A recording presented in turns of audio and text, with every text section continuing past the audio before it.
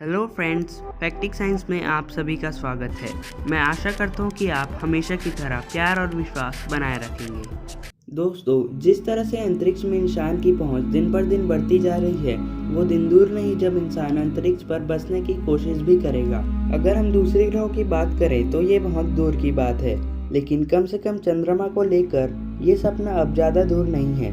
चंद्रमा की यात्रा से लेकर चांद पर ज़मीन खरीदने की खबरें आती रहती है। जाहिर सी बात है, जब इंसान चंद्रमा पर ज़मीन खरीदेगा तो वहाँ बसने की भी सोचेगा।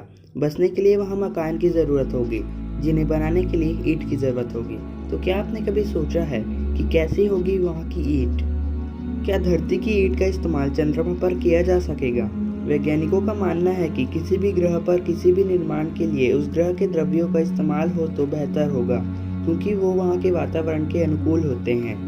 इसी बात को ध्यान में रखकर इंडियन इंस्टीट्यूट ऑफ साइंस और इसरो ने मिलकर एक स्पेस ब्रिक का निर्माण किया है, जो विशेष रूप से चंद्रमा पर किसी भी प्रकार के मकान या इमारत खड़ी करने में कामयाब होगी। इस स्पेस ब्रिक के निर्माण के लिए भारतीय वैज्ञानिकों ने लूनर सॉइल सिमुलेंट, चंद्रमा पर पाई जाने वाली मिट्टी का उपयोग किया है। ये मिट्टी इसरो द्वारा तैयार की गई है, जिसको इंडियन इंस्टीट्यूट ऑफ साइंस की एक युवा वैज्ञानिक टीम ने डेवलप किया है। इसे बनाने में लगभग 3 से 4 साल लग गए। क्या आपको पता है दोस्तों कि स्टैच्यू ऑफ लिबर्टी के पैर मॉर्टन स्टो है, जिसका मतलब इसके पैर के अंगूठे की बगल वाली उंगली उनके अंगूठे से बड़ी है, और ऐसा दुनिया में केवल 10% लोग का ही होता है। जहां एंशियंट ग्रीक टाइमिंग में इस चीज को ब्यूटी के तौर पर यूज किया जाता है।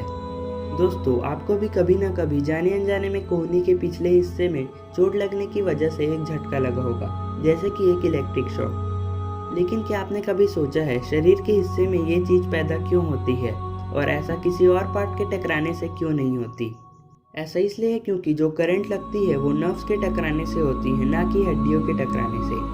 अल्नर नर्व नाम की नर्व हमारे शरीर के ऊपरी हिस्सों में हाथ तक आती है। ये बॉडी की सबसे अनप्रोटेक्टेड नर्व होती है। कोहनी के पिछले हिस्से पर जब कोई हिट करता है तो इसी नर्व पे इम्पैक्ट पड़ता है, जो कि इलेक्ट्रिक पल्स के थ्रू इन पल्सेस को ट्रांसफर करती है। ट्रांसफर के ब्लॉक हो जाने पर ही हमें इलेक्ट्रिक शॉक लगती है। दोस्तों, क्या आप जानते हैं कि दुनिया में ऐसा इंसान भी रह रहा है जिन्हें जहरीले सांपों ने 172 बार काटा है, फिर भी उसे कुछ नहीं हुआ। ना ही मैं बात कर रहा हूँ किसी साधु की और ना ही किसी खलीफ की।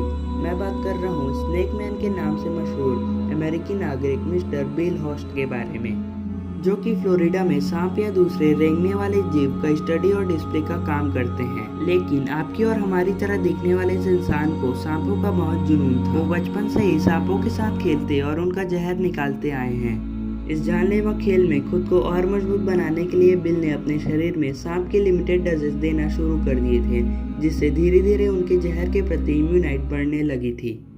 और दोस्तों, यकीन नहीं होता कि बिल हॉस्ट ने 172 जहरीले सांपों की बाइट्स को सरवाइव किया है। ना जाने कितने लोग को अपना ब्लड डोनेट करके उनकी जान बचाई है। दुनिया में सबसे ज्यादा स्नेक बाइट सरवाइव करने का वर्ल्ड रिकॉर्ड बिल हॉस्ट के नाम पे दर्ज है। बिल हॉस्ट ने आगे चलकर खुद की कंपनी बनाई, जिसमें उन्होंने अपनी जिंदगी बिताई, और 2011 में वे चल बसे और अपने पीछे एक नया एक्सपेरिमेंट की फाइंडिंग दुनिया के लिए छोड़ गए। मौत से खेलने वाले इस शख्स ने कुछ ऐसा किया कि लोगों के होश उड़ गए। जुनून की इस हद को पार करते हुए Australian sky driver mister Felix Baumgartner के नाम दुनिया में सबसे ज़्यादा ऊंचाई से छलांग लगाने का है। अब दोस्तों, आप सोच रहे होंगे कि कितना ऊंचा, तो आपको बता दें कि स्पेस जितना ऊंचा। जी हाँ, विश्वास नहीं होता ना।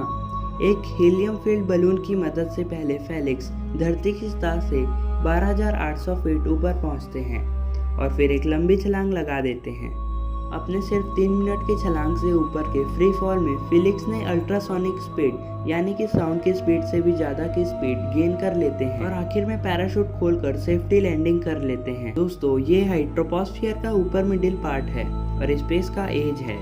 इसी कारण जंप करने से पहले फेलिक्स को स्पेस शूट भी पहनाया जाता था। ये परेशानी सभी को तंग करती होगी। आपके कान के पास जब भी एक भिनभिनाता हुआ मच्छर आता है तो आपका सबसे पहला रिएक्शन होता है ऑल आउट को ऑन करना, फिर इसे टर्बो मोड में लगाकर चैन की नींद लेना।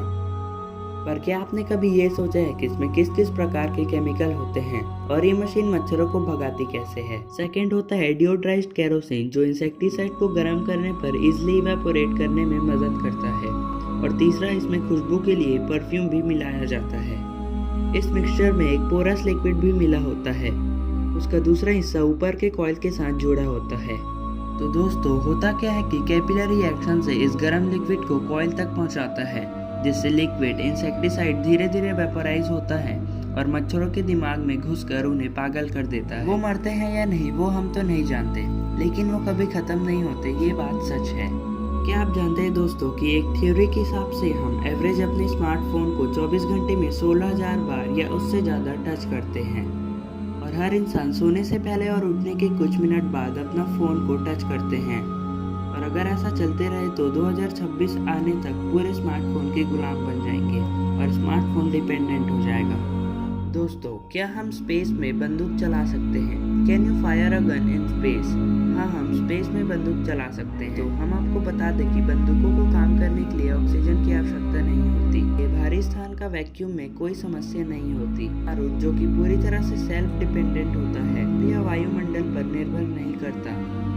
इस कारण बंदूक अंतरिक्ष में बेहतर काम करेगी। बुलेट को फ्रिक्शन या हवा से सामना नहीं करना पड़ेगा, और इससे यह होगा कि अंतरिक्ष में वो अनंत दूरी की यात्रा कर सकेगा। जो 4 कैटेगरीज में डिवाइड हुआ है, M0, M1, M2 and M3। दोस्तों अगर आपसे मैं पूछूं कि आपके स्टेट में कितना पैसा है या आपके देश में कितना पैसा है, तो आप कैलकुलेट करके बता सकते हैं। पर अगर मैं आपसे पूछूं कि हमारी पूरी दुनिया में कितना पैसा है, तो इसका जवाब आप बता सकते हैं? चलिए इसका जवाब हम बता देते हैं। आपको बता दें कि हमारी पूरी दुनिया में 75 ट्रिलियन अमेरिकी डॉलर है, मतलब 75 ट्रिलियन अमेरिकन डॉलर। वेल ये तो बहुत डिफिकल्ट है कि हम एक्यूरेट नंबर तो नहीं बता सकते, पर उस अमाउंट का स्पेशल नेम है। दोस्तों कंपास तो सब ने देखा होगा और उसे यूज़ भी किया होगा, पर क्या आपको पता है कि कंपास को अगर मून में यूज़ करें तो वो वर्क नहीं करेगा, क्योंकि वहाँ ग्लोबल मैग्नेटिक फील्ड ही नहीं है, जिसके कारण कंपास को डायरेक्शन पता करने के लिए कोई मैग्नेटिक फील्ड नहीं मिलती।